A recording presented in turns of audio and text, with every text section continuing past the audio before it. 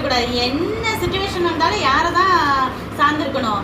ஏசப்பாவே சார்ந்திருக்கணும். அப்ப அவங்க மோசே வந்து தேவ சமூகத்துல போய் உட்கார்ந்து அழுகுறாரு. பார்வோன் செய்யறான், அவங்களுக்கு இன்னமும் கஷ்டமான வேலையை கொடுக்குறான்னு என்னைய வந்து திட்டுறாங்களே, நீங்க இன்னும் விடுதலையே ஆக்கலையே அப்படின்னு சொல்லிட்டு அழுகும் போது தேவன் சொல்றாரு, நான் தான் யெகோவா அப்படின்னு சொல்லிட்டு.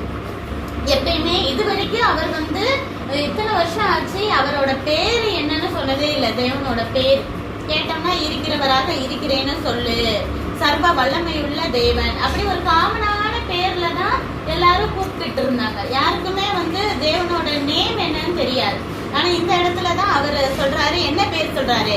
ஏகோவா. சொல்லுங்க, ஏகோவா தேவனோட பேர். இயேசு வந்து சொல்றாருல, வேண்ட முதல்ல என் பிதாவை நோக்கி வென்றேன், என் பிதாவை நோக்கின்னு சொல்லி.